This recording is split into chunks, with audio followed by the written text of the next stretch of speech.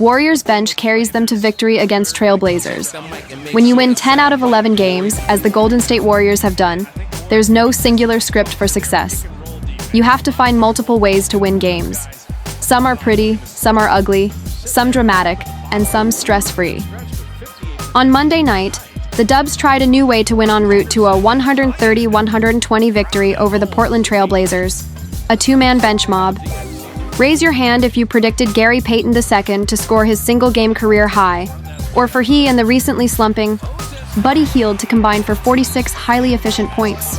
The starters were good, but Portland kept pace with them. The Warriors only outscored the Blazers by 6 points when Steph Curry was on the court, and only by 4 points when Draymond Green was. It was just a 1-point positive margin when Jimmy Butler III was on the hardwood, and the Dubs were outscored when playing Moses Moody and Quinton Post.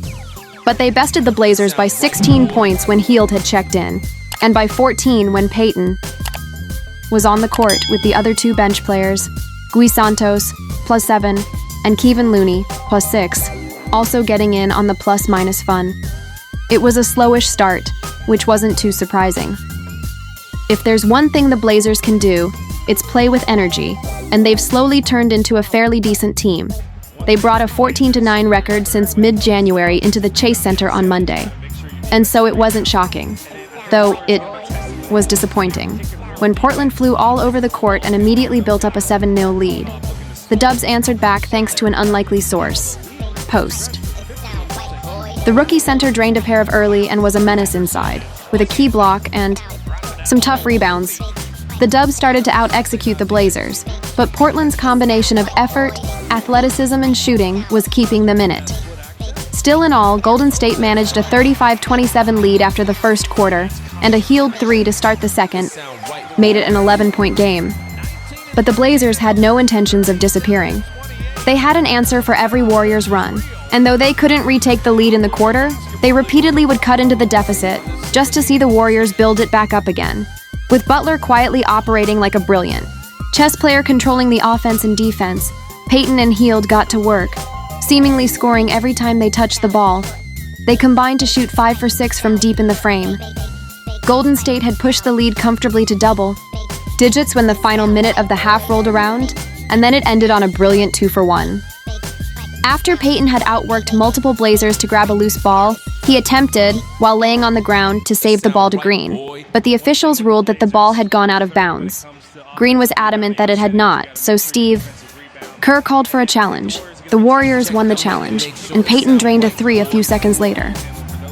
They forced a steal on the other end, and Moody sank a layup in transition with less than a second remaining to give the Dubs a commanding 68-49 lead at the break. I'll be honest, I thought the game was over at that point. It sure seemed like the Warriors were going to coast against a lesser team that was on the road and playing a back-to-back. The Blazers had no such plans, though. They came out of the locker rooms with the energy of a 16-seed smelling blood in the first round of March Madness. Through sheer will and energy, they opened the quarter on a 16-5 run, and suddenly it was a game again. Yet every time they got close, and my goodness did they get close, the Warriors had an answer. But the game hung in the balance, decided by only a few possessions for the bulk of the quarter. Finally, Curry put on the superhero mask that he had donned during the road trip and started to make impossible shot after impossible shot, firing up his teammates and fans along the way. Suddenly, the lead was back to double digits. Naturally, though, the Blazers cut it right back to 4 points, but the Warriors ended on a run and led 102-92 going into the fourth, and that quarter was, blissfully, stress-free. Payton and Hield again caught fire, leading an explosive offensive, charged with transition buckets, gorgeous jump shots, and timely cuts. The Warriors were playing without a care, in the good way, and were having all sorts of fun as the lead grew to 17 points. The Blazers would make some more shots, but they had no sustained run left in them. Golden State controlled the action the rest of the way, never dealing with much of a scare, and winning 131-20. Payton led the Warriors with 26 points on 11 for 16 shooting, including 4 for 6 from deep, as he continued his recent scoring surge.